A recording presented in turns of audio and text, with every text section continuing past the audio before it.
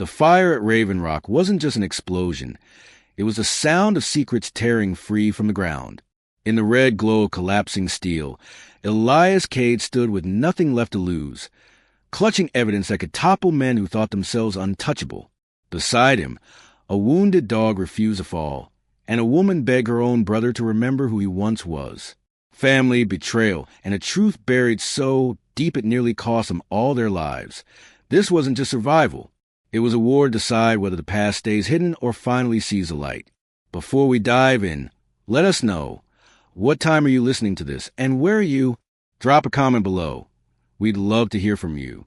Elias Kade came to Ashthorne with a tired duffel, a German shepherd named Duke, and $500 that felt like a last handshake from a world moving on without him. The town sat low under the Montana sky, mills shut, smokestacks cold, storefront signs faded like old bruises. He wasn't looking for much. A roof that didn't leak. A place where engines idled soft, and nobody asked why he flinched when a door slammed. At the edge of town, Gravel Pike Yard sprawled across a patch of dirt and weeds, a slow river of scrap and busted machines. He bought a rusted shipping container there. Cash on a dented counter, the clerk barely lifting his eyes. The box smelled of old rain and oil. Its floor was scarred plywood. One side panel rattled in the wind like a loose tooth. Still, it would do. He told himself it would do. Duke trotted the perimeter, nose to the ground, tail steady. The dog had that soldier's patience he trusted more than his own. Elias rolled out a thin mattress, hung a flashlight from a screw, and leaned his back against corrugated steel. His heartbeat settled by degrees. Then, the small things returned. The way wind carried dust, the far-off diesel throb from Highway 12, the scent of sage when the sun dipped. He breathed through it, slow in, slow out. Nights were the worst. A convoy he couldn't forget. Rooms he'd searched that never let go of him. His father's face, mostly a shape now, always turning away. When he slept, it came in flashes, boots in mud, a radio hiss, a door that didn't open in time. He woke with a hand already reaching for a rifle he no longer owned, palm closing on air. People tried to be kind in Ashthorne. A woman at the gas station offered coffee on the house. A mechanic asked if he could use a few hours a week. Elias smiled small, thanked them, kept distance. He'd learned that quiet was cheaper than apologies. Late one orange evening, while he swept out the container, Duke started clawing at a corner of hard dirt beside the door. Not play. Work. Nails biting dry ground, breath loud. Elias frowned, knelt, and brushed aside the loose grit. Something dull struck beneath his fingertips. Metal, not rock. Just a faint, hollow tap that sent a cold pinprick running up his arms. He paused, listened. The yard went still. Then he reached for the shovel. The soil gave way under Duke's paws as if he'd known exactly where to dig. His nails scraped, sending up dry sparks of sound against packed earth. Elias leaned on the shovel he'd found in a corner of the yard and muttered, "Easy, boy. What the hell did you smell down there?" Duke only pressed harder, shoulders working, tail stiff like a signal flag. When Elias finally knelt and sank the blade of the shovel into the dirt, the ground rang in a way soil shouldn't. A hollow clank. He froze. That sound sent a tremor along his spine, half memory, half instinct. He dug again, slower this time, until the steel edge scraped against something solid, with his hands. He brushed the grit aside and uncovered the corner of a metal box, edges rusted but still sealed tight. He sat back on his heels, heart thumping. "Looks like we found somebody's secret," he whispered. Duke circled once, ears high, as if guarding already. Elias pried the box open with the flat of the shovel, hinges groaning like a voice long denied. Inside lay a bundle wrapped in wax paper, fragile bills clinging together in rotten stacks. Their ink bled out. Next to them, a folded map, yellow with age, and several Polaroids curled at the corners. He lifted one up. The image was blurred, faces half lost in light, yet their expressions carried weight. Wide eyes, nervous shoulders.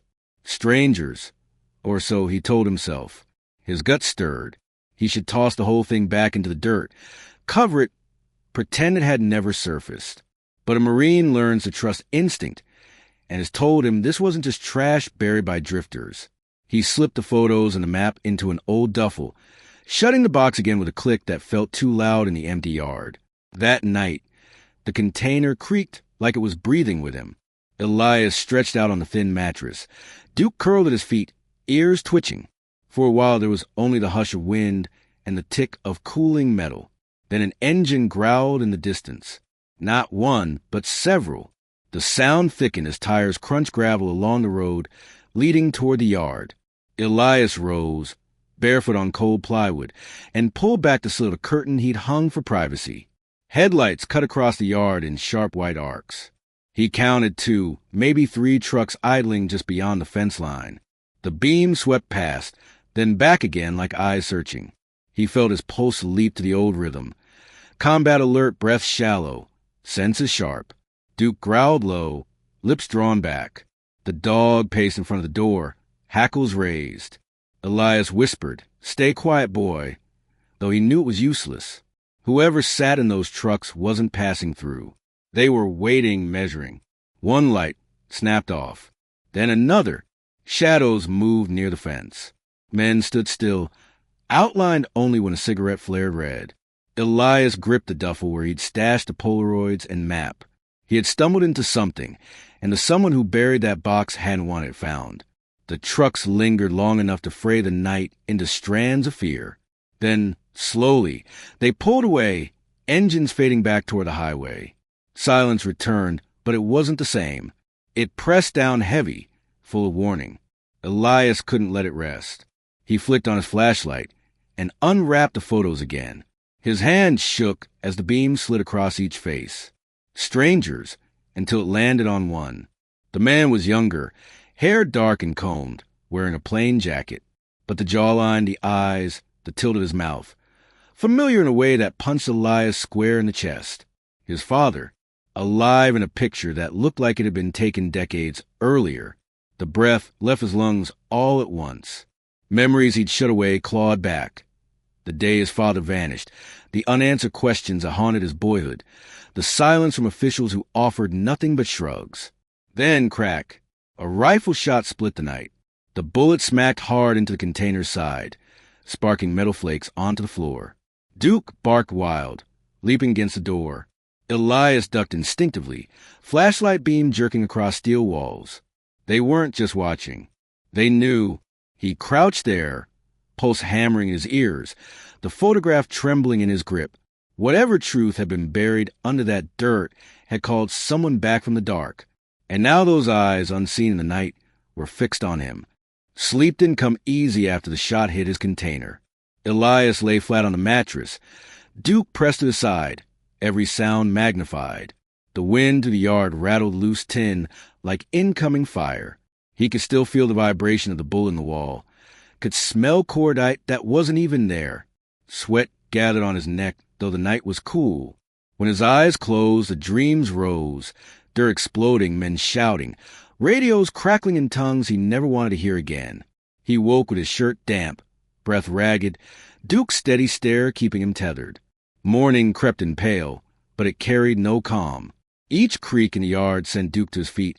Hackles up, Elias sat at the container's threshold, running a hand through his hair, staring at the duffel where the photos and map lay hidden. He thought about reburying the whole mess, letting rust and soil swallow it again. Life had enough ghosts. He'd come here for silence, not another war. But the face in the Polaroid, that jawline, those eyes, wouldn't leave him. His father, years before his disappearance. What business had he with men who needed secrets buried so deep? Elias couldn't let it rest, even as fear nagged him to walk away. By noon, he pushed himself into town. Gravel pike trailed into Ashthorne's main strip, a place sagging under years of neglect. Hardware store windows clouded with dust, a barber shop with chairs that hadn't been filled in weeks. Tucked between them was Copper Moon Cafe, its neon sign flickering like a tire heartbeat. The bell above the door rang soft as he stepped inside.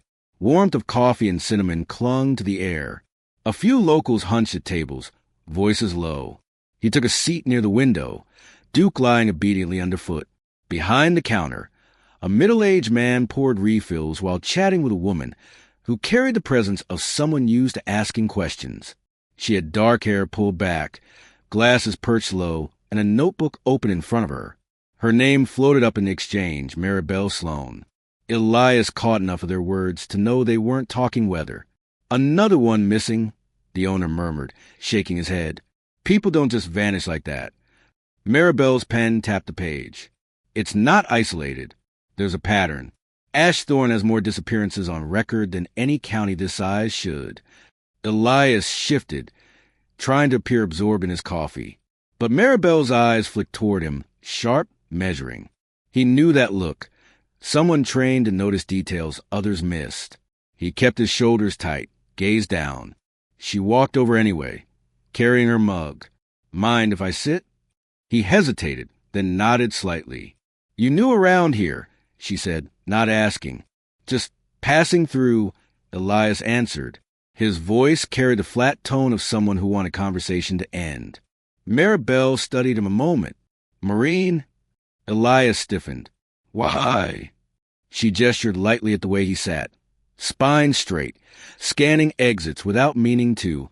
"You read like someone who's been on watch too long." He forced a shrug. "Not anymore." Her gaze drifted to the duffel slung beside him. Before she could pry, his eyes landed on the newspaper spread open on her table. The front page showed the familiar face of Silas Redgrave, polished smile under a headline about a lawsuit dismissed. Redgrave, a name that carried weight in Montana politics, tied to money, influence, and rumor. Something in Elias's stomach turned cold. Maribel noticed where he looked. "You know him?" "Just the name," Elias muttered. She leaned closer, voice lowered. "He's not just a businessman. I've been following a trail. Cold War projects, cover-ups, people who disappear without explanation. A source sent me files last year, an anonymous package. It mentioned a place called Raven Rock Plant." She paused, watching his reaction. Elias froze. Raven Rock, the word etched on a map tucked in his duffel. Maribel didn't miss the shift in his eyes. "You've heard of it?" He said nothing, jaw tight. She set down her mug. "If you know something, even the smallest piece, you should think twice before burying it. People are getting hurt." Elias. "Ashthorne has shadows that don't stay in the past." His chest tightened. She had no idea how close she was to the truth he'd already unearthed. Their paths had crossed by accident, or maybe fate had drawn them together. Either way, he understood in that moment. Whatever storm was gathering over this dying town, he was already standing in its center. When Elias came back to the yard that evening, the first thing he noticed was the gravel. Tire marks cut deep into the dust, still sharp at the edges, like someone had been parked there not long ago. He crouched, running his hand along the grooves. Too wide for a car. Pickup trucks. More than one. He looked toward the fence, but the only thing that moved was a tumble of dry weeds in the breeze. Duke sniffed along the path, nose to the ground, tail stiff. The dog gave a short bark, not playful but a warning. Elias muttered under his breath, "We've been watched." His gut tightened. He had lived through enough ambushes to know when eyes were on him, even if he couldn't see them. He couldn't leave the box where it was. That night, he dug again, this time with his breath fast and Duke pacing circles around him. He pulled the metal chest from the earth, heavier than he remembered, and carried it to a drainage culvert farther down the yard. There, under a slab of broken concrete, he buried it deeper, covering the soil until his arms ached. When he stood, sweat cooling on his back, he felt no relief. Whoever wanted it had already sniffed close enough. The next afternoon, as he sat inside the container trying to still his thoughts, he heard a knock on the side. He almost reached for a weapon he didn't have. Duke barked sharp, teeth bared. Then a voice came. "Elias Kade? I need to talk." It was Maribel Sloane from the cafe. She held a folder against her chest, her eyes steady. He opened the door halfway, keeping his body between her and the inside. "What do you want?" His tone was harsher than he meant. She didn't flinch. "I thought you might want to see this." She handed him the folder. Inside were brittle clippings from the local paper, dated decades back. One headline read, "Engineer missing after defense project inquiry." The grainy photo underneath froze Elias in place. His father, younger, standing beside other men in hard hats. He swallowed hard. "Where did you get these?" "I've been collecting files for years," Maribel said. "I lost my job at a major paper because I pushed too far into Redgrave's dealings. You've heard of him." Elias gave a small nod. "I'm not here to cause trouble for you," she went on, "but I think your family is part of the story I've been chasing. I need to get to the bottom of it, and I think you might be the missing link." He shoved the folder back into her hands. "No, you're wrong. Whatever happened to him is done. I'm not dragging anyone else into this mess." Maribel's eyes didn't waver. "You think walking away will keep you safe? Look around.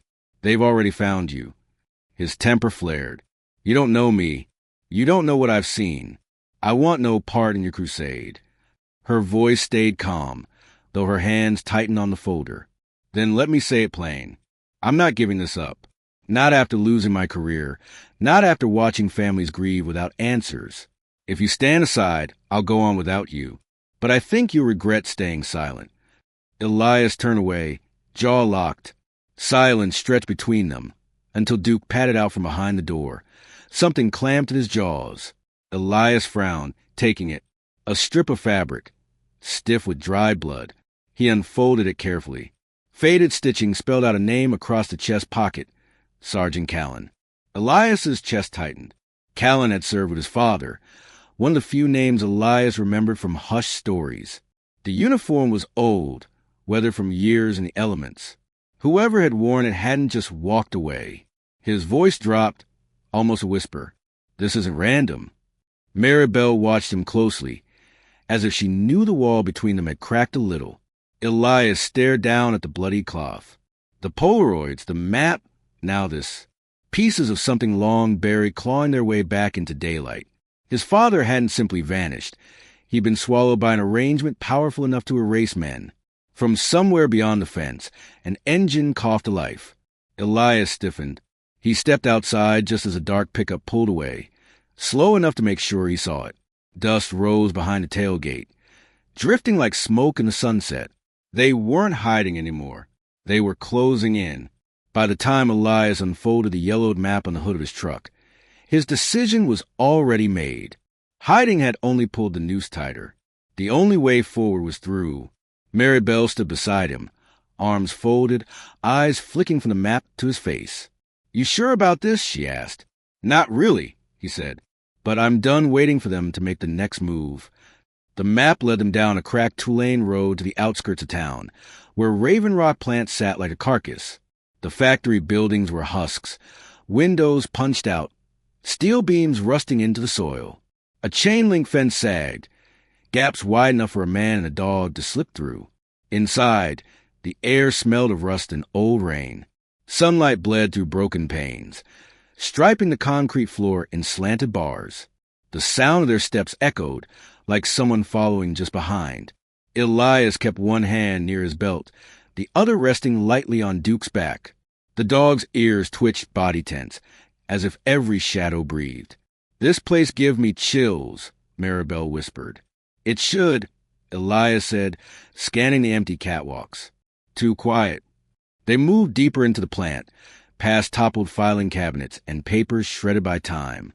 Dust motes swirled like ash in the light. Then Duke let out a sharp bark, body rigid. He growled toward the far end of the hall. "Down," Elias hissed, pulling Maribel behind a row of rusted lockers. Footsteps scraped concrete. 3 men appeared, their coats the color of dirty earth, pistols visible at their hips. They didn't look like drifters. Their movements were clipped, deliberate, the kind of men used to carrying out orders. Maribel's breath caught. Elias raised a finger for silence. The men spread out, scanning the room. One called out, voice flat, "We know you're here." Elias's pulse quickened. His mind snapped into the old rhythm. Cover, angle, timing. He grabbed Maribel's wrist. "When I say go, we run," he murmured. The moment came fast.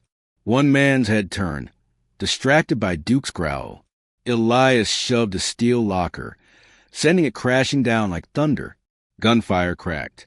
He lunged, tackling one man hard enough to knock the weapon from his grip. Elias swung the butt of the pistol into his jaw, dropping him. Go! Elias barked. Maribel sprinted, Duke bounding beside her. Bullets ricocheted off pipes, sparks raining. Elias ducked low, fired a wild shot to force the others back, then bolted after them. They tore through the plant, lungs burning. Duke leapt over rubble like he'd been trained for it. At the edge of the main hall, Elias's boot struck something soft. A torn leather satchel lay half hidden under fallen plaster. On impulse, he snatched it as they ran. They burst through a side door into the blinding light of late afternoon, hearts hammering. Only when they reached the tree line did Elias stop. He leaned against a trunk, chest heaving, while Maribel bent over, gasping for air. You could have gotten us killed, she panted. We were already dead if we stayed put, Elias said, pulling open the satchel. Inside, brittle paper fell apart at his touch. Among the fragments was half a page stamped with a faded military seal. At the bottom, jagged but legible, was a signature, Redgrave. Elias froze. He traced the ink with his thumb, the name burning hotter than the sun overhead. Maribel peered at it, recognition dawning. That's him, she whispered. Silas Redgrave. The name was more than a headline now. It was carved into records tied to his father's disappearance. Elias felt the ground tilt beneath him. The photo of his father, the bloody scrap of uniform, and now this signature, threads knotted into one story he'd never asked to inherit. He stuffed the page back into the satchel, jaw set. Redgrave isn't just some businessman with friends in politics, he said quietly. He's carrying the weight of whatever happened here. And my father was tangled in it. Maribel met his eyes, her voice steady. Then you can't run anymore, Elias. This isn't just about you. He didn't answer.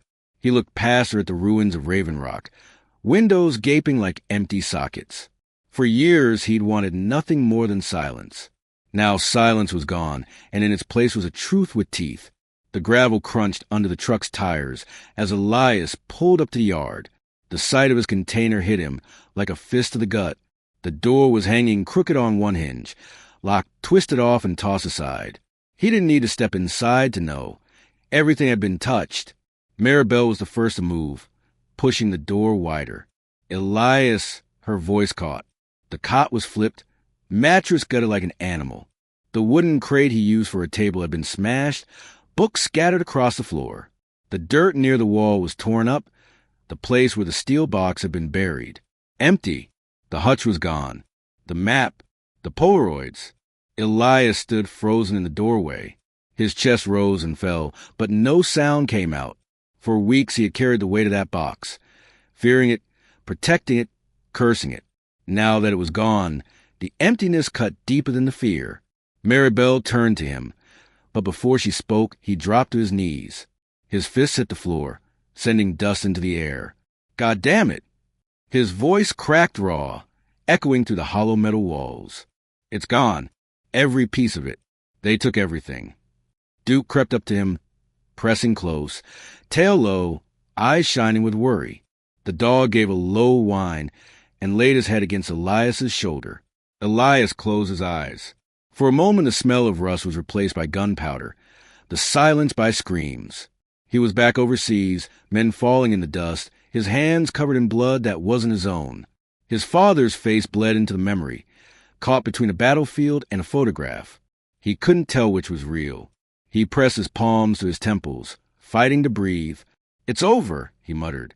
Whatever chance I had, whatever truth there was, it's over. Maribel crouched across from him, her voice calm but steady. No, don't you dare say that. You don't get it, he snapped, eyes blazing. That box was the only proof. Without it, we got nothing but shadows. You think Redgrave's going to be brought down by hunches and rumors. Her jaw tightened, but she didn't back down. You're not the only one who's lost something to him. She reached into her bag, pulling out a worn photograph. She held it out. My brother, Daniel. He was 26. Signed on to a construction project. Redgrave's name all over it. He never came back. They told me he ran off, that he quit, but I know he didn't. Elias looked at the photo. The young man smiled at the camera, hard hat tilted back, eyes alive. He handed it back, throat tight. "Daniel isn't in any box," Maribel went on softly. "And neither is your father. The truth isn't buried in rust and dirt. It's out there, still breathing, still dangerous. And as long as men like Redgrave are standing, the truth can still be dragged into the light." Elias stared at her, anger cooling into something heavier. Guilt, maybe. For years he'd lived like the world ended the day he came home.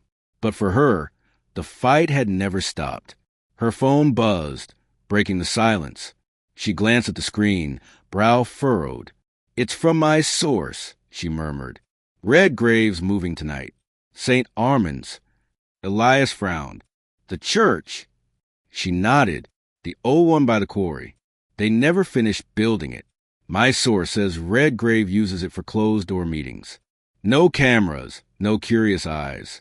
He'll be there after dark." Elias leaned back against the wall.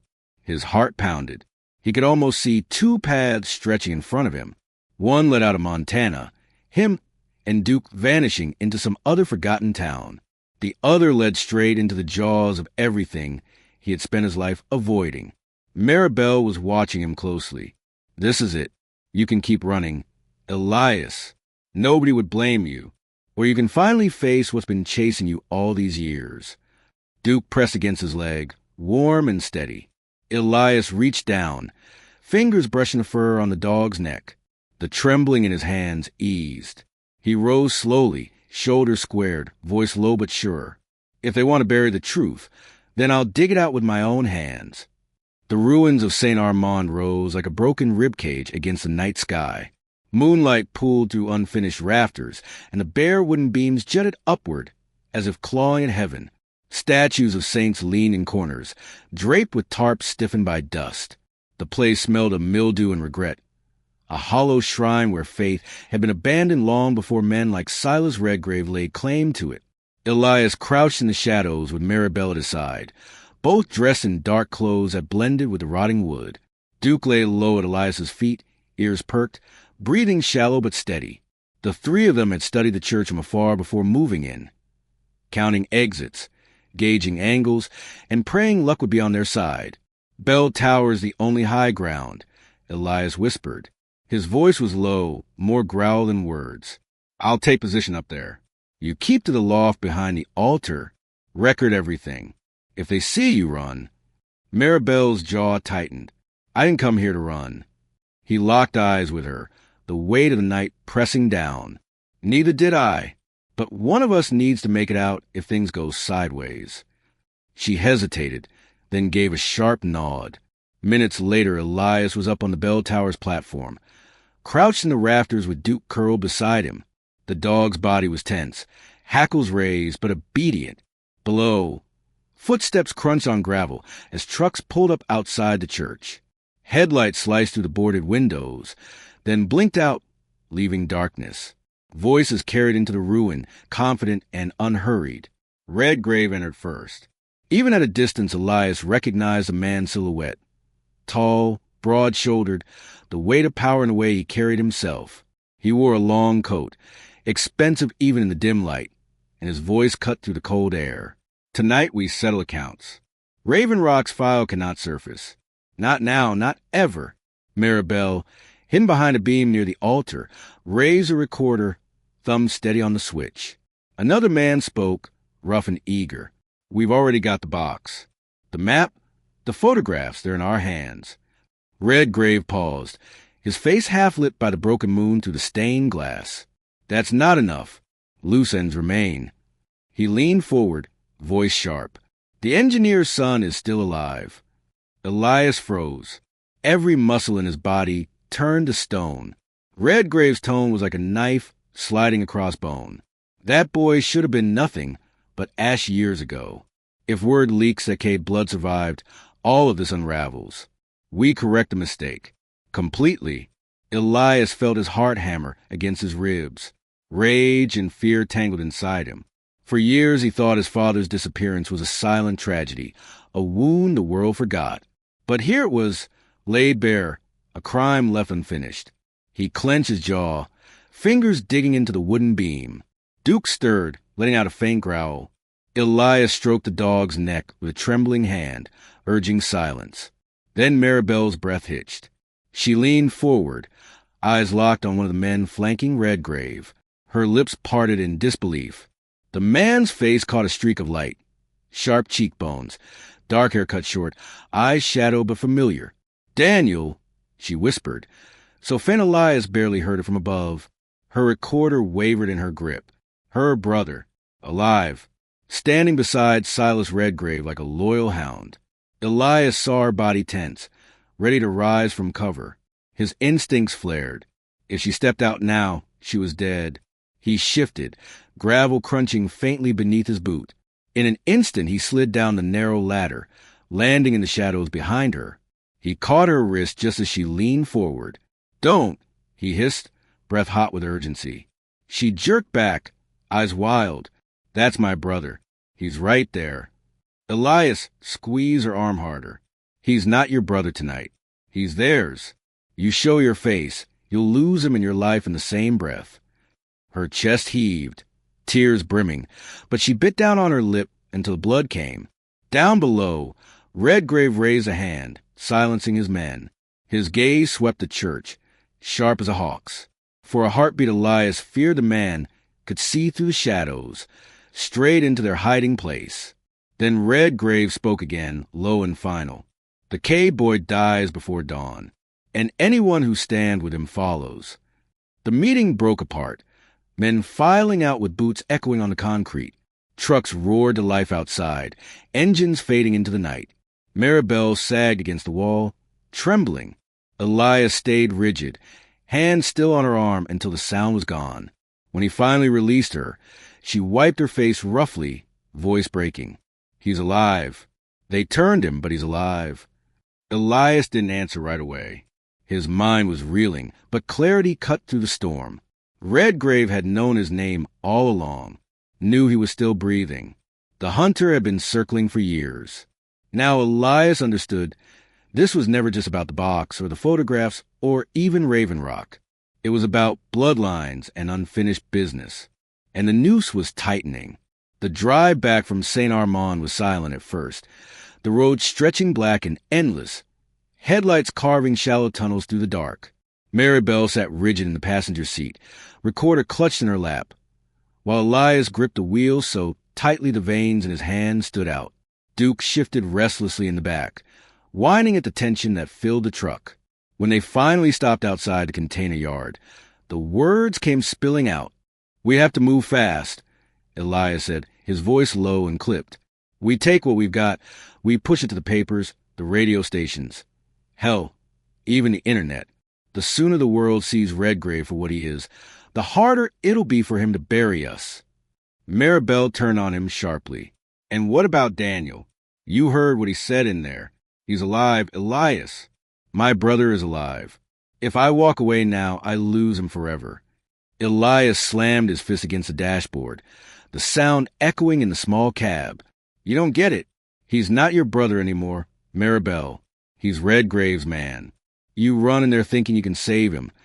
You'll be putting a bullet between your own eyes." Her face flushed, eyes bright with stubborn fire. "You of all people should understand. If it were your father standing in that church, what would you do? Just walk away?" The words hit him like shrapnel. Elias swallowed hard, breath coming shallow. Images tore through his mind. His father's face in an old Polaroid, then smoke and gunfire from half a world away. Comrades screaming as mortars fell. The faint echo of the church bell from St. Armand still rang in his skull, twisted into the metallic clang of shell casings hitting ground. He pressed a hand to his temple, sweating though the night was cold.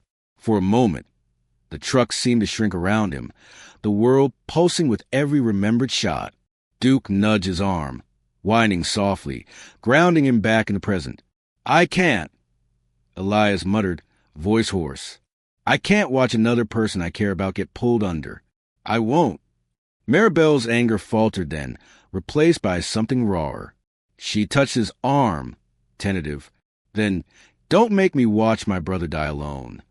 The moment hung heavy, but the choice refused to wait. By the next morning, news spread fast, though not the kind they needed. Copper Moon Cafe, the only place in Ashthorne that had shown Elias even a hint of kindness, was smashed to ruin overnight. Windows shattered, counters overturned, the smell of gasoline lingering like a warning. Folks whispered that Redgrave's men had made their point. When Elias walked into town, people pulled their children close, eyes wary. A woman he'd once nodded to in passing spat in the dirt at his boots. "You brought this trouble here," she muttered. "Should have stayed gone." The sting of her words ran deeper than any wound he'd taken in combat. He was becoming what he'd feared all along, a shadow others recoiled from. That evening, while the town simmered with suspicion, Duke bolted from a yard.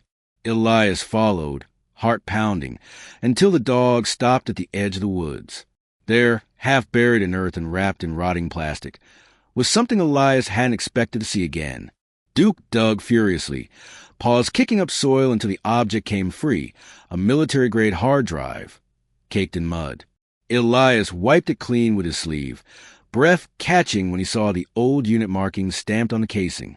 Back inside, using an adapter scavenged from his trunk, he powered it up. Static and distortion crackled. Then a voice emerged.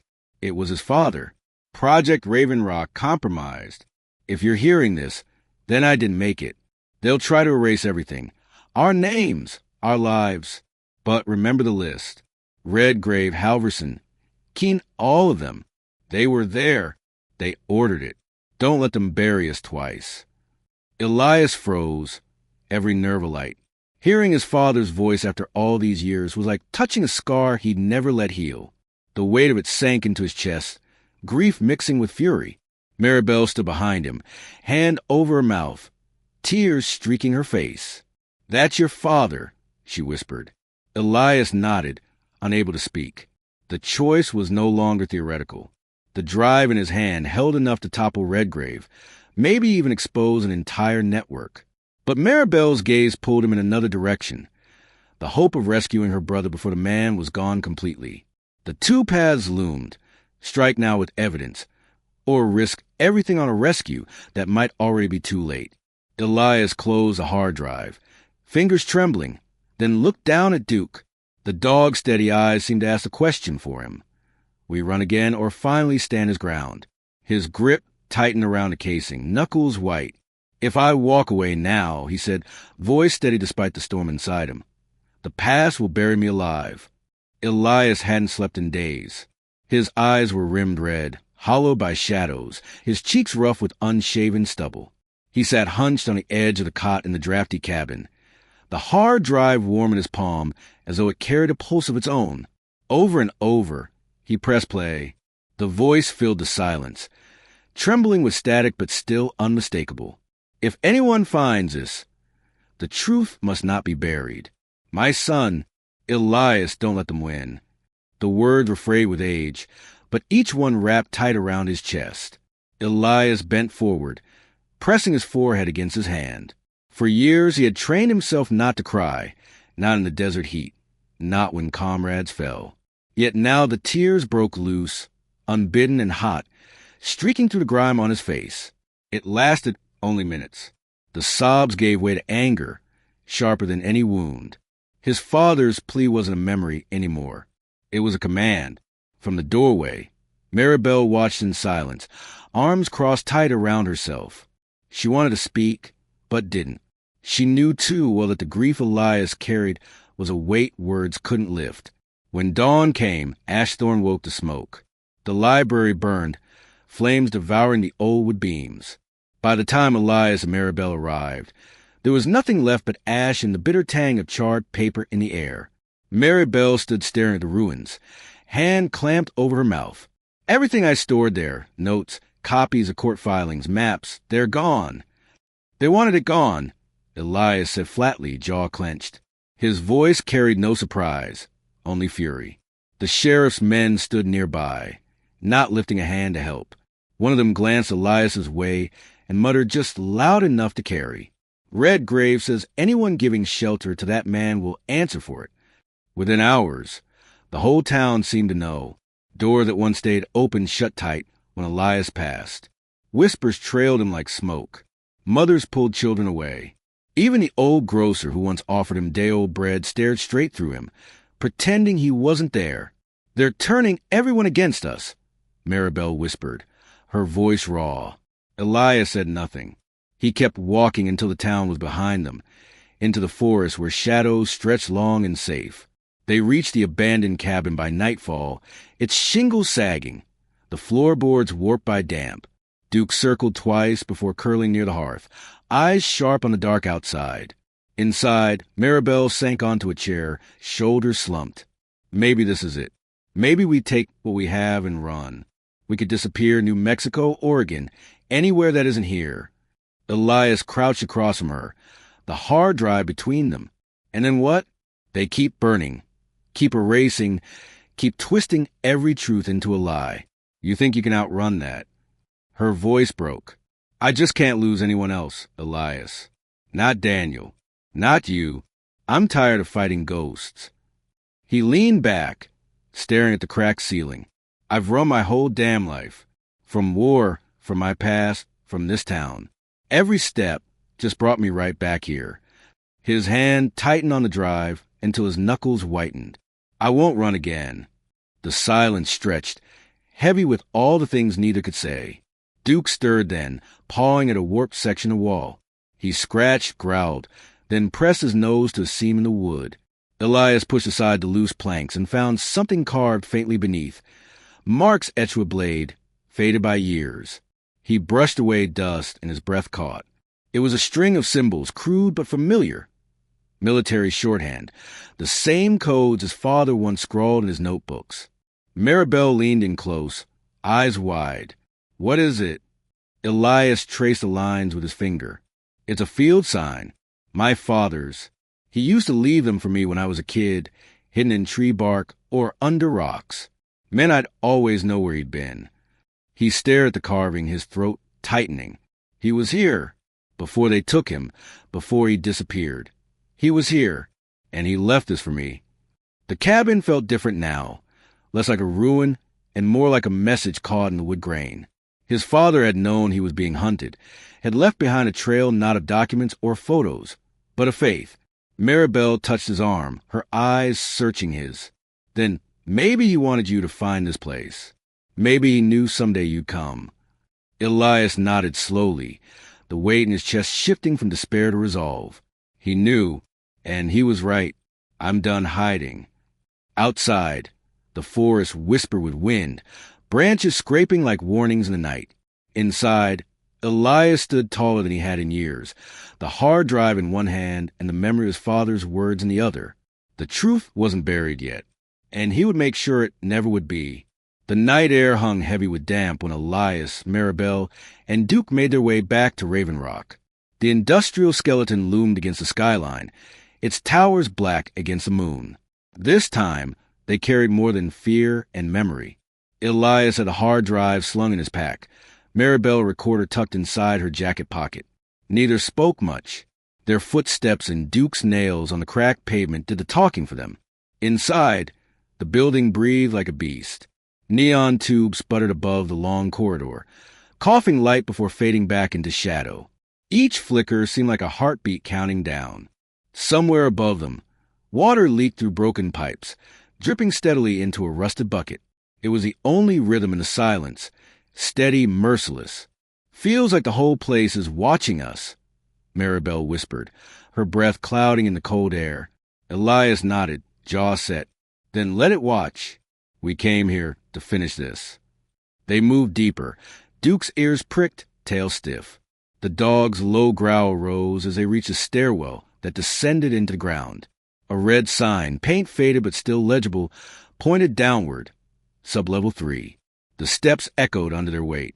At the bottom, a steel door waited, dust thick across its face. Bolted to the center was a plaque, the letters stamped in bold. Project Vulture. Elias reached out, his fingertips trembling. This is it. The lock had long since rusted through. With a shove, the door creaked open.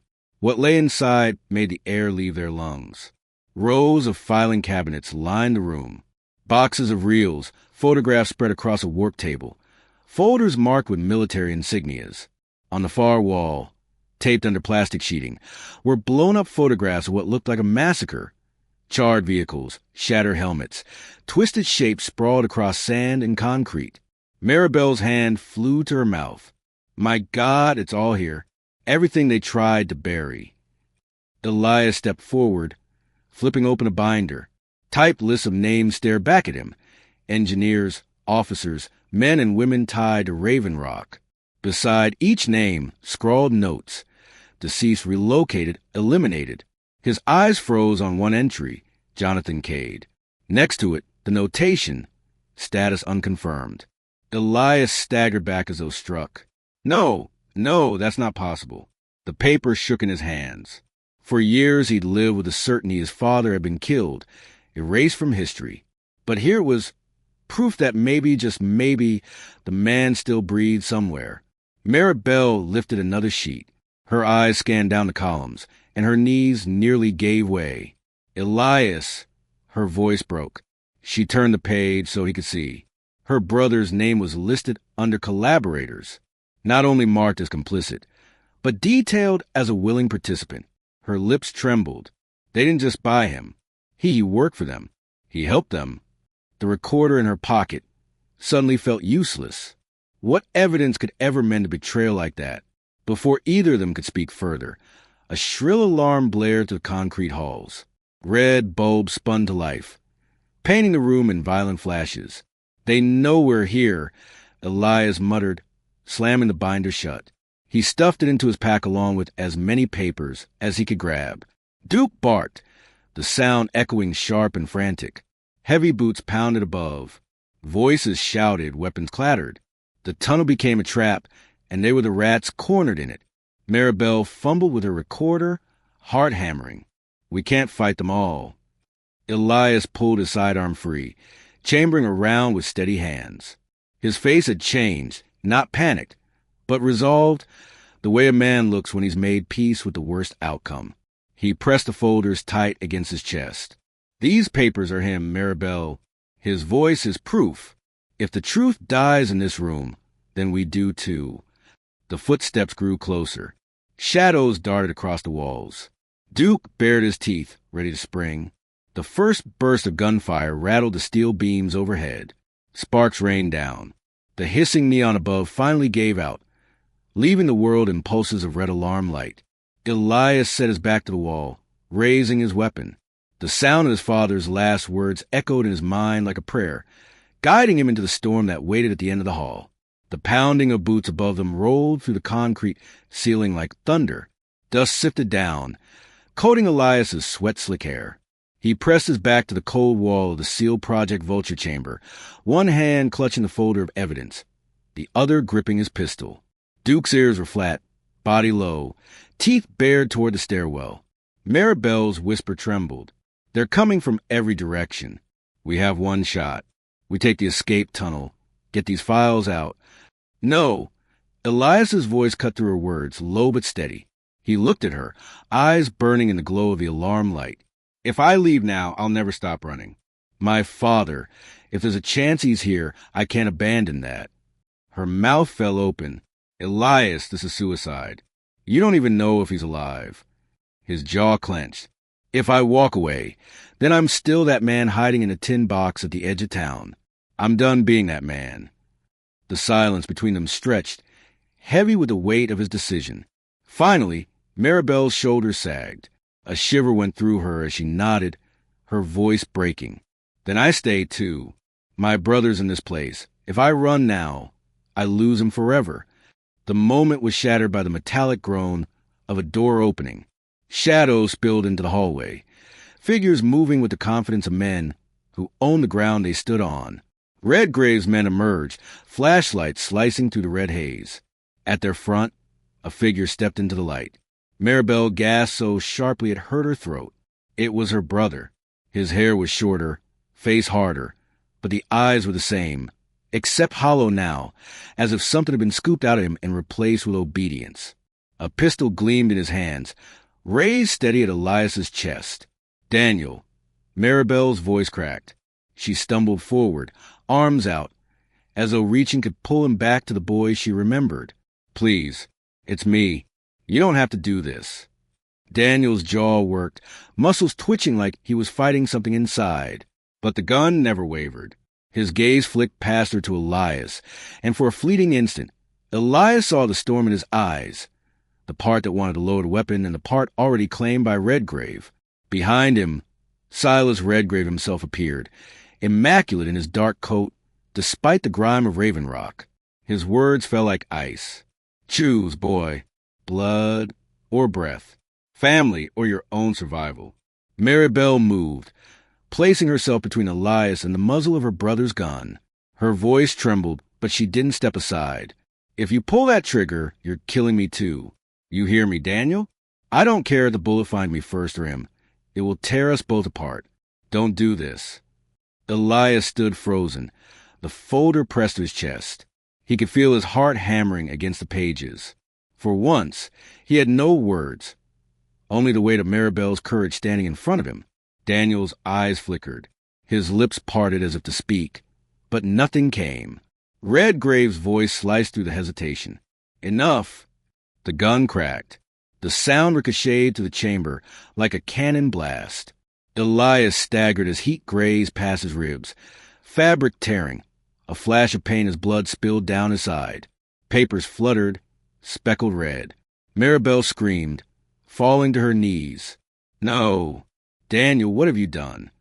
Elias pressed his hand against the wound, teeth gritted. The bullet hadn't buried itself, but the sting was real, and the sight of his blood on the evidence struck harder than the wound itself. Daniel lowered the gun, chest heaving, eyes clouded. For a moment it looked like regret might surface, but then his face hardened again, sliding back into emptiness. Maribel sobbed, her voice raw. "You're gone. You've chosen them." Redgrave's hand settled on Daniel's shoulder, pulling him back into the shadows. "He chose survival. That's more than you'll have when I'm finished." The footsteps retreated, leaving Elias gasping, Maribel crumpled in tears beside him, and Duke growling low at the fading echoes. The chamber smelled of cordite and iron. Blood streaked across the files. Elias still clutched, staining the truth he had fought so long to uncover. Gunfire cracked and roared to the Raven Rock bunker, each shot ringing against the steel walls like a hammer on an anvil. The air was thick with dust and cordite, choking the lungs. Elias fired until the chamber clicked empty, then slammed himself against a concrete pillar, breath ragged, sweat stinging his eyes. Maribel crouched beside him, clutching the recorder to her chest as if it were the last ember of hope left burning. Duke barked furiously, then yelped, his leg grazed by a stray bullet. He limped to Elias's side, pressing against him for safety. The sight snapped something in Elias. The soldier inside, the one he'd buried under guilt and silence, surged up, his hand steadied, his breath slowed, and he rose with a kind of fury only war survivors understood. He moved with precision, firing from cover, each shot deliberate, his anger sharpening his focus rather than clouding it. Redgrave entered then, stepping through smoke as though he owned the fire. His suit was untouched by the chaos, his shoes shining against the blood-stained floor. He didn't lift a weapon. He didn't need to. His presence alone was heavier than the storm of bullets. "You've always misunderstood, Elias," Redgrave called out, his voice calm, echoing to the cavernous space. "Truth is not a blade. Truth is a whisper. Power decides whether that whisper is heard or buried. And I have the shovel." Elias's grip on the pistol trembled, though not from fear. His words came sharp, cutting through the haze. "Power dies with the man who holds it. Truth doesn't. It stays, rotting the liars from underneath." Redgrave's smile was small, almost pitying. He turned to one of his men and extended a hand. The soldier shoved forward, clutching the hard drive Elias had risked everything for. Redgrave took it, studying the object like a priest might handle a relic. This is dust waiting to be scattered. I'll break it here and now, and your crusade will be nothing but ash." Maribel's heart sank. Her last round had been spent minutes ago. Elias raised his pistol, aimed at Redgrave's chest, and pulled the trigger. Nothing. The empty click echoed louder than any gunshot. They were out.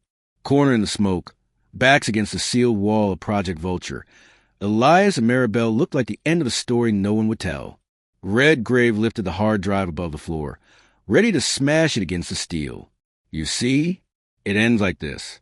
Truth dies in the dark. And then a voice broke the script. Not this time. From the side, one of Redgrave's men swung his rifle. Not at Elias, but at his own master. His hands shook, but his eyes were fierce, raw with something like conscience clawing its way out of the grave. Elias recognized him instantly. The same man he had spared at the warehouse weeks ago. The one who had stumbled but lived. The soldier's shout tore through the chaos. I'm done digging grave for you, Redgrave. I'm done hiding bodies. For a heartbeat, time froze. Even Redgrave's smile faltered, surprise flickering across his face. Gunfire erupted again, but this time the line blurred. The traitor fired into his own ranks, scattering men who moments before had fought at his side. Smoke thickened, shouts and curses colliding. Elias seized a sliver of time, grabbing Maribel's hand. Duke hobbled beside them, limping but determined. Maribel's voice was hoarse with disbelief. He's turning on them. Why now? Elias's answer came from deep inside, rough as gravel. Because even in hell, a man can remember he once had a soul. Redgrave ducked behind a column, his face no longer calm but carved with fury. He barked orders, but the bunker was no longer his chessboard. It was unraveling. Elias raised his pistol again, though he knew it was empty. He pressed forward anyway, heart pounding, eyes locked on the man who had haunted every corner of his life. Smoke and fire licked around them, the room alive with betrayal, fear, and the weight of a truth that refused to die. For the first time since stepping into Raven Rock, Elias felt the scales tilt. It wasn't victory yet, but it was a chance. And chances were all men like him ever needed. Through the haze, he caught Redgrave's glare. Their eyes met, one burning with desperation to erase, the other lit with a resolve to expose. Elias whispered to himself, steady as stone, this ends tonight. The bunker felt like it was collapsing in on itself. Smoke and dust swirled, so thick you could barely see more than a few feet ahead. Elias held Maribel close, his free hand steadying Duke as the dog limped beside them. The three of them pushed through the choking haze into the main corridor, only to hear the unmistakable rhythm of boots pounding hard behind them. Red lights flickered overhead, throwing the walls into a hellish strobe. Chunks of concrete rattled loose and hit the ground with sharp cracks, making every step echo like they were moving inside a dying beast. And then the footsteps slowed. Redgrave was there, walking to the haze with a handful of his most loyal men. His silhouette was calm, almost regal, as if chaos bowed before him. Elias turned, lifting his pistol. Redgrave mirrored him, just a few paces between them, close enough to see the sweat rolling down each other's temples, close enough to read the truth in their eyes. Redgrave's voice carried steady, untouched by the smoke. You think your father was a hero, Elias? He wasn't. He was a pawn, a man who thought he could outwit the machine, but all he did was grease the gears with his own blood. And now it's your turn. Elias tightened his finger on the trigger. His chest heaved, his pulse hammering in his ears. This was the moment, the chance to end it all. He could put a bullet in Redgrave and stop running once and for all. But Maribel's voice cut through the storm like a bell. Don't! If you kill him now, we lose everything. His death is just another shadow. We need him alive. Alive, he can't bury what we found. Elias froze. His arms shook. Rage screamed for him to fire, but reason, her reason, pulled him back. He glanced at Duke, the dog's flanks streaked with blood but eyes still burning with trust. He saw Maribel's face, streaked with dust and tears, pleading. For a moment, Elias wasn't in Raven Rock. He was back in the desert, finger on a trigger, staring down at a man begging for mercy. He remembered the choice that had haunted him ever since. Redgrave broke the silence. His hand slipped to a device clipped at his belt. He pressed it without hesitation. A shrill alarm filled the bunker. Lights flashed faster. The sound of gears locking into place reverberated from deep within the walls. Then came a mechanical voice, cold and merciless. Detonation sequence initiated. 10 minutes to detonation. Maribel's face drained of color. He wired the place. He's going to bury everything. Redgrave's smile widened, cruel and almost triumphant. You can kill me, Elias. But if you do, you'll die in this tomb along with the files. Or you can try to drag me out alive and gamble with your own neck. Either way, truth dies here tonight. Elias's gun didn't waver, but his insides twisted. He could already see the options spiraling. Kill Redgrave, save Maribel, save Duke, and let the story die with them. Or keep him alive, risk everything, and maybe, just maybe, force the truth into the light. The seconds ticked by in his mind. He could hear his father's voice in the recording on the hard drive, words etched into his bones. Don't let them win. Maribel gripped his arm. Please, don't let him turn you into what he wants you to be. We can't prove anything without him. Elias looked straight at Redgrave. He noticed something under that polished arrogance. Fear buried deep but real. The kind of fear only truth could bring. Elias drew in a long breath, steadying himself. His finger eased off the trigger. He lowered the pistol, the weight of that choice heavier than the gun itself. You're not dying in the dark, Redgrave. You're going to walk out and face every lie you've built. The world's going to see you for what you are. Redgrave let out a low laugh, shaking his head like he was watching a child cling to fairy tales. You think you've chosen justice. All you've chosen is death. Maybe he was right. The countdown was already bleeding away, each second a hammer strike against their hope. But Elias felt something shift inside. He wasn't running. He wasn't hiding. He was standing. He turned briefly to Maribel and Duke. We're not just surviving anymore. We're taking this truth out with us. The countdown thundered in Elias's chest as loudly as the alarm echoing off the bunker walls. He had Redgrave's wrists tied with a strip of wire ripped from a shattered panel, yanking him forward as they tore down the trembling corridor. Maribel kept pace beside him, her breath ragged, eyes burning with both fear and fury.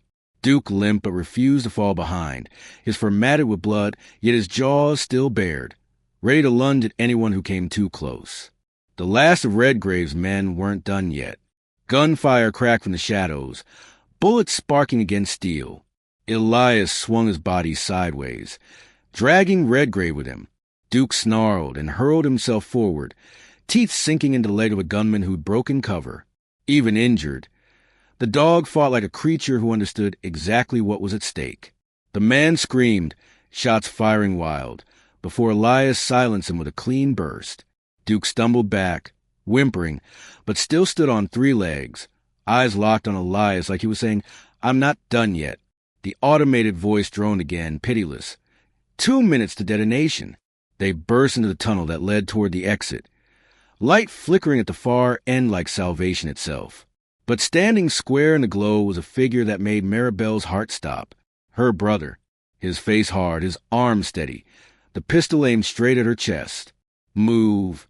Elias hissed, but Maribel shoved past him, hands raised. No, let me talk to him. Her voice cracked, carrying the raw edge of years of longing. Please, it's me. I'm still your sister. We can leave this behind. We can fix it. Her brother's expression didn't change. His lips tightened, eyes hollowed by something deeper than fear, obedience, indoctrination, maybe the simple hunger to survive. His voice was flat, final. You chose the wrong side, Maribel. The gun didn't waver. Elias felt the seconds stretch thin, like the world itself was holding its breath. He raised his pistol, heart pounding, weighing whether he could shoot her brother before he fired on her. His hand was steady, but his stomach twisted. He knew Maribel might never forgive him if he pulled the trigger, and an instinct roared louder than hesitation. Elias squeezed off a shot, striking not the chest but the arm. The pistol spun from the young man's grasp, clattering across the concrete. He cried out, falling to his knees, clutching the wound. Maribel gasped, torn between relief and devastation. Elias barked, grab him if you want, but we're out of time.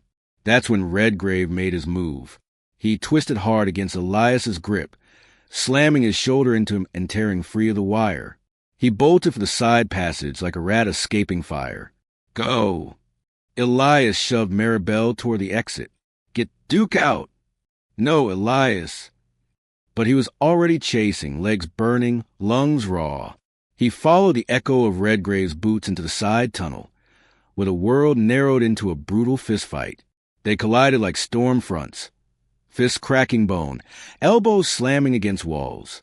Redgrave fought with the desperation of a man who knew his empire was crumbling, but Elias fought with something harder. Every ghost he'd carried, every scar he'd worn, every lie buried at Raven Rock. The alarm howled. 30 seconds of detonation. Blood filled Elias's mouth, his vision blurring from a blow to the temple. Redgrave's hands clawed for his throat, eyes blazing with hatred. You'll never win. Even if you kill me, the truth dies with you. Elias summoned what strength he had left, twisting, slamming Redgrave against the wall. His fist came down once, twice, until Redgrave collapsed, breath heaving, rage draining into exhaustion. Elias dragged him by the collar, refusing to let him vanish into the fire. The tunnel shook violently. Heat pressed against their backs. Elias staggered forward, hauling Redgrave toward the light where Maribel waited. Duke braced against her leg. Together, they clawed their way out just as the world behind them erupted. The explosion ripped through the earth, a roar that swallowed the night. Fire belched from the mouth of Raven Rock, painting the sky red, sparks scattering like stars torn loose. The blast threw them forward, dirt and ash raining down. Elias lay on the ground, chest heaving. Duke pressed close beside him. Maribel's sobs filled the air, half relief, half heartbreak. Redgrave coughed against the dirt. Still alive but beaten, the flames of his empire consuming themselves behind him. Elias lifted his head, eyes reflecting the inferno. The past was gone now. No more shadows to hide in. No more lies buried under stone. His voice was hoarse, but steady as he whispered, more to himself than anyone else. The past has no place left to hide. When the ground finally stopped shaking and the fire at Raven Rock burned itself down into a furious glow, Elias could hardly tell if he was alive or dreaming. The night smelled of scorched earth and iron, smoke curling like ribbons against the dawn. He lay sprawled on the dirt, lungs straining. Maribel pressed close to his side with Duke curled between them. The dog whimpered softly, his chest rising unevenly, but his eyes still burned with that stubborn light Elias had come to lean on. It wasn't the police or any official rescue that pulled him out first. It was the townspeople, the same neighbors who had once crossed the street to avoid Elias, who had muttered about curses and trouble. Now they came running with blankets and buckets of water, their fear of him lost somewhere in the thunder of the explosion. Rough hands lifted Maribel. Someone pressed a canteen to Elias's lips, and another carried Duke as gently as if he were a child. Redgrave was dragged out next, his clothes blackened, one arm twisted unnaturally, face gray with blood loss. And still, even in that ruin, he held himself like a man sitting at the head of a table. The smirk hadn't left his mouth. By morning, the town was buzzing like a disturbed hive. The Copper Moon Cafe reopened its doors, this time with people huddled together, watching Maribel set a laptop on the counter. The old hard drive, the recordings of Elias's father, and the sealed documents from Raven Rock. All of it was uploaded and sent to a small independent newsroom 2 counties over. For once, word spread faster than the silence money could buy. First, a local outlet carried it, then a larger paper, and within a day the footage was splashed across national broadcasts. Newscasters' voices carried the weight of words once whispered in basements. Massacres, cover-ups, buried bodies, names, dates, and photographs that couldn't be explained away. Redgrave's empire cracked like glass. Some of his lieutenants slipped out of town, others vanished entirely. But the machine was broken. No one could hide its gears anymore. Through it all, Elias barely spoke. He sat in the corner of the cafe, back against the wall, listening as strangers muttered his name not with suspicion, but with something close to gratitude. His hand rested on Duke's back, feeling the dog's shallow breaths. Each one an anchor holding him here, away from the darker places his mind kept trying to drag him. That night, sleep didn't come. The voice of his father looped in his head, grainy through the recorder. If anyone finds this, the truth must not be buried. "My son, Elias, don't let them win." He played it over and over, as though the old soldier were sitting right beside him, urging him not to run any more. Elias let the tears fall. They weren't the hot tears of grief alone. They were a letting go, a breaking open. By dawn, he felt the difference. He was no longer the man hiding in a cabin with a bottle and a nightmare. He wasn't the boy chasing ghosts, either. He was the one who had stayed, who had chosen to fight. 2 days later, Redgrave was shackled in a temporary holding cell inside the sheriff's office. The man looked almost ordinary there, stripped of his suit and power. Yet his eyes gleamed as Elias walked in. "You think this matters?" Redgrave rasped, leaning back as far as his bruised body would let him. "You'll never kill the past, Kade. It rots everything it touches." Elias studied him for a long time. He saw not a mastermind now, but a brittle relic, clutching at the shadow of control. His voice came out steady, low but certain. "You're right. I can't kill the past. But I don't need to. I dragged it into the light, and that's where it belongs." For once, Redgrave didn't have a reply. When Elias stepped back into the morning air, Maribel was waiting outside with Duke leaning against her leg. The sky was wide open, washed clean after smoke. The people of Ashthorne moved about their day, glancing at Elias not with fear anymore, but with quiet acknowledgement. A nod here, a look of respect there. The weight on his shoulders wasn't gone, but it had changed. It no longer pressed him into the ground. It steadied him, the way a hand on your back keeps you standing tall. And as Elias reached down to scratch behind Duke's ear, he whispered, not to the dog, not even to Maribel, but to the ghost of his father, "I stayed. I didn't run, and I'll keep staying." Gravel Pike Yard had once been nothing more than a forgotten stretch of dirt and weeds, lined with rusted shipping containers left to decay under the seasons. But now, one of those old boxes stood different, freshly painted a muted gray, its door reinforced, a narrow window cut into its side to let the morning spill in. Elias had rebuilt it with his own hands, sealing the holes, sanding the rough edges, until it felt less like a cage and more like a shelter. The people of Ashthorne were slow to come, but they came all the same. A grocer who had once refused him credit left a sack of apples on the step. A schoolteacher placed a small bouquet of wildflowers in a chipped jar near the door, her face red as she walked away without a word. Little by little, their gesture spoke louder than any apology. The town that had turned its back now offered something fragile and human, acknowledgement. On the porch, Duke lay with his bandaged legs stretched out, his head resting on his paws. The dog's breathing was even, his eyes calm, as though he knew the worst was behind them. Every so often he lifted his head to watch the trains rattle by in the distance, then settled back into the rhythm of a life no longer hunted. Maribel came by nearly every day. She would sit at the small table Elias had welded from scrap iron, her laptop glowing into the night. The series she was writing, Project Vulture, spread across the country, not just uncovering Redgrave's network, but piecing together the lives destroyed by it. Newspapers that once ignored her now called her work courageous. She didn't gloat. She simply wrote, her fingers steady, her voice stronger than it had ever been. One evening, as the last of the daylight sank over the yard, Elias found her staring at a photograph of her younger brother clipped above her desk. Her eyes were wet, but her jaw was set. "I couldn't save him," she whispered, "but at least the world knows what he became. That truth, it speaks where he can't."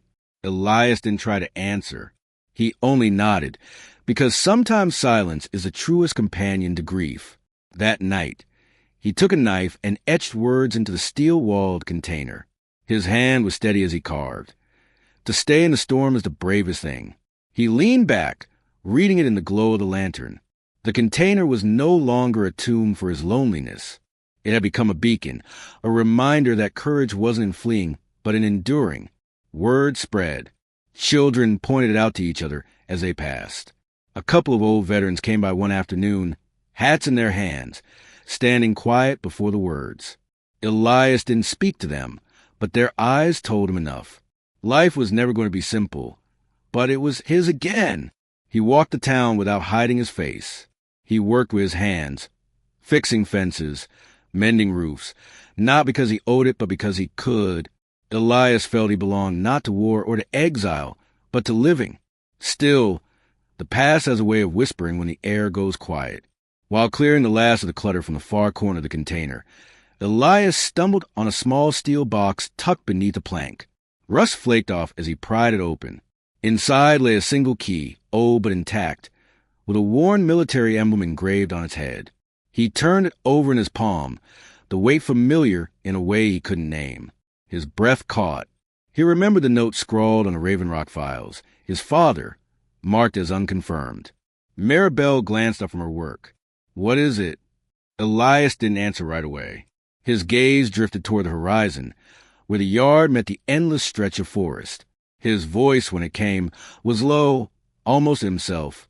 Maybe he never disappeared after all. The night wind slipped through the cracks, carrying the smell of pine and smoke. Duke stirred at his feet, ears twitching, as if he sensed something stirring too. The container stood solid, carved with words of defiance and hope. But inside Elias, a new restlessness took root, because the truth had layers, and he'd only peeled back the first. The storm had passed, but the journey was far from over. When the smoke of Raven Rock finally cleared, what lingered wasn't just the wreckage of a fallen empire. It was a quiet reminder that facing the storm is often harder, yet braver, than running from it. Elias learned that truth may not heal every wound, but it keeps hope alive for those who come after. And maybe that's a question worth asking. What pieces of truth are we willing to protect, even when it costs us everything? If this story gave you something to think about, make sure to subscribe so you won't miss the next journey we take together.